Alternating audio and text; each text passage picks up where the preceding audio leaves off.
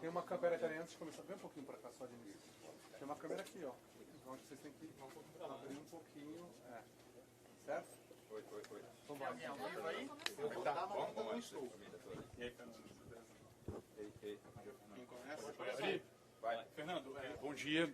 O São Paulo, entre os clubes paulistas, foi um dos que menos se reforçaram aí, né? Só contou com reforço de pessoas que já estavam no elenco. Mas, por outro lado, é o time que manteve o técnico e manteve uma base.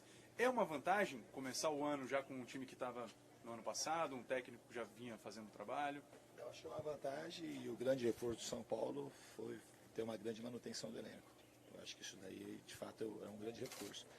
Especificamente também, a gente tinha que confirmar a contratação do Thiago Volpi, do Igor Vinícius, do próprio Vitor Bueno, então, que são jogadores que ninguém sabia se ia ficar aqui ou não. Então, acho que o São Paulo trabalhou bem nesse sentido, priorizou esses 3 reforços, que a gente começa bem a temporada com eles aqui conosco. Só um complemento, o jejum de títulos que o São Paulo vive é uma pressão realmente para o trabalho do treinador? Assim, é mais complicado trabalhar num time que vive esse jejum longo aí de títulos?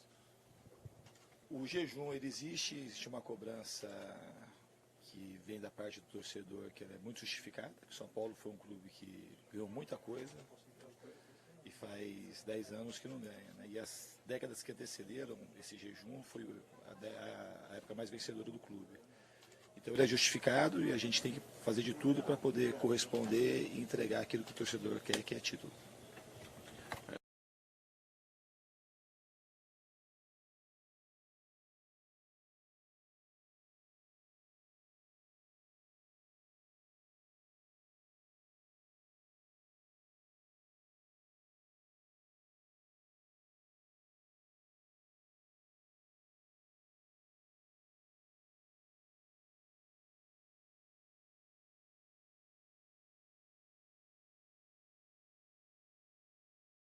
Começa pelo Campeonato Paulista e, por extensão, todos os campeonatos que vierem. E aqui não tem como você pensar minimamente diferente. A gente tem que trabalhar e se esforçar. A gente tem um elenco forte, tem estrutura, tem camisa, tem tradição, então a gente tem que pensar, o mínimo que a gente pode pensar é trabalhar nessa direção de conquistar o maior número de vitórias possíveis e pensar sempre nos títulos que a gente vai disputar em todos os campeonatos. Fernando, a gente vê um movimento recente no futebol brasileiro, né? Do torcedor, do pessoal de um modo geral querendo ver times mais ofensivos, né? Principalmente depois do que o Flamengo fez no ano passado. E nesse ano no Campeonato Paulista a gente tem, talvez pela primeira vez nos últimos anos, 4 técnicos dos grandes, um perfil, não sei se semelhante, mas com um perfil de quem gosta de times ofensivos, né? O Luxemburgo, você, o Gesualdo que chegou por lá, o Thiago Nunes. De que forma que você está vendo esse novo movimento, principalmente no Campeonato Paulista?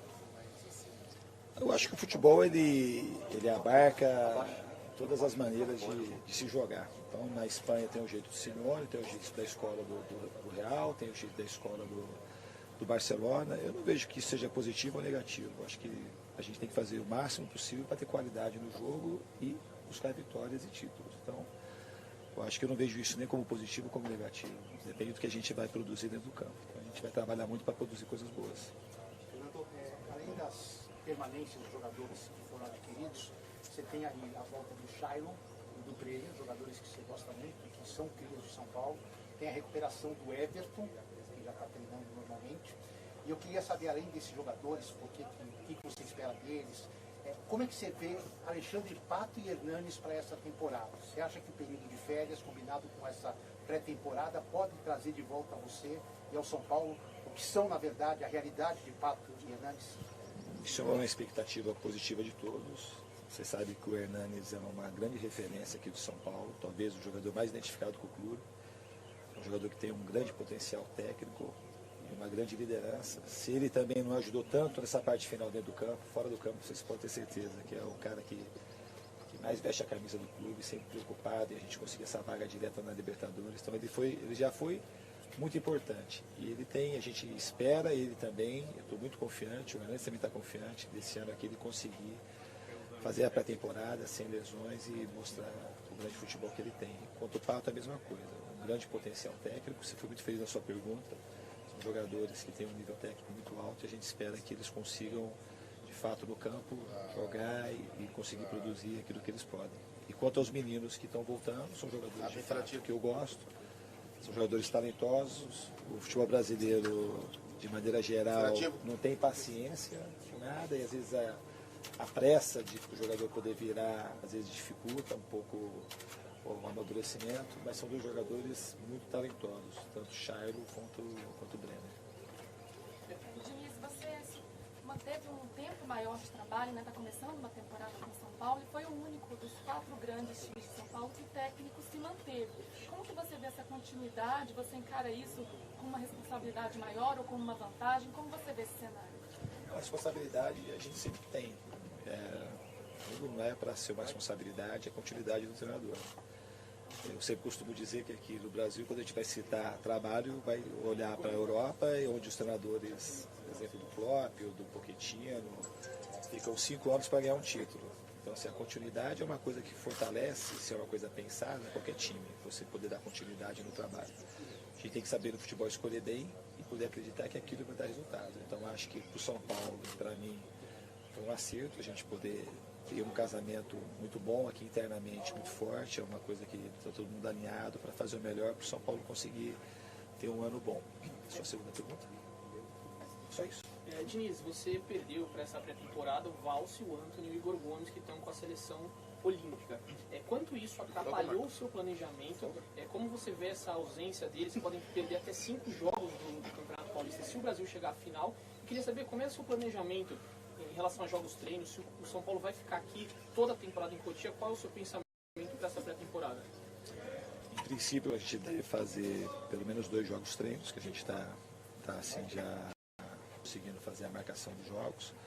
Em relação aos meninos que foram convocados, é claro que assim, momentaneamente são desfalques importantes, que o Valse jogou pouco, mas assim, o Igor Gomes e o Antony foram grandes destaques depois da minha chegada, eles produziram muito bem, mas ao mesmo tempo é oportunidade, os jogadores jogaram tão bem que vão servir a seleção e também vai abrir espaço para que outros possam jogar, o elenco é forte, mostrou isso no último jogo lá contra o CSA, que embora fosse um jogo que não, em termos de tabela ele não fosse importante, mas era um jogo que a gente conseguiu mostrar que os meninos, se jogarem principalmente no Campeonato Paulista, eles podem amadurecer, ganhar rodagem e a gente espera que eles voltem de lá com a vaga da Olimpíada para o Brasil.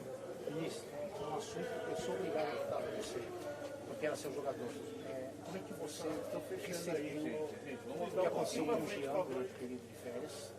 Qual foi o sentimento naquele momento, o cara que você comandou durante alguns meses? E se essa agora certa ausência dele te provoca a contratação de um outro goleiro, ou você tem jogadores suficientes para tocar sem o Jean essa temporada? Eu confio muito nos jogadores que tem aqui. Acho que São Paulo tem uma escola sempre de goleiros. Só você ver que muitos goleiros do São Paulo têm histórico de ser jogadores convocados para as categorias de base. Então, são muito bem treinados e eu estou muito confiante com aquilo que a gente tem. Quanto ao episódio envolvendo o Jean, a gente lamenta, porque a gente não quer isso para ninguém e infelizmente ele errou e está pagando pelo seu erro. Diniz,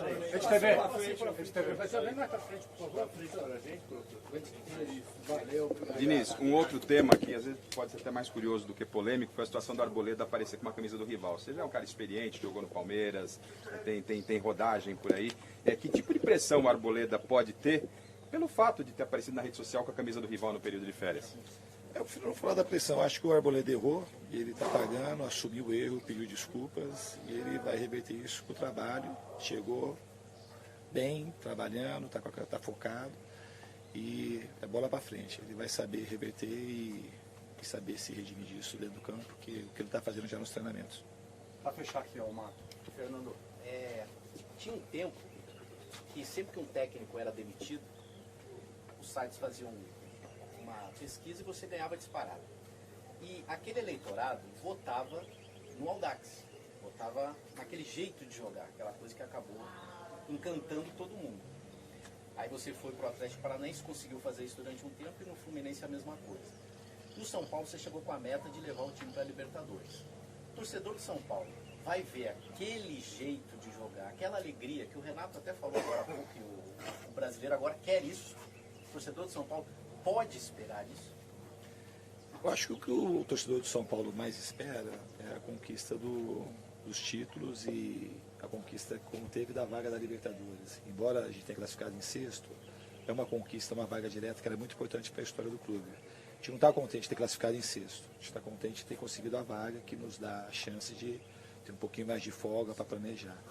O mais importante é que a gente consiga os resultados. E a maneira de eu jogar é essa maneira. Eu acredito que essa maneira é a maneira que vai facilitar o São Paulo ganhar as coisas que o clube pretende. Então é isso. A gente não faz um jeito de jogar porque ele é bonito e se encerra nisso aí. Ao contrário, é a maneira que eu vejo que o futebol fica mais competitivo. E essa maneira de jogar bem, o futebol mais vistoso, eu acho que aproxima muito os times das vitórias.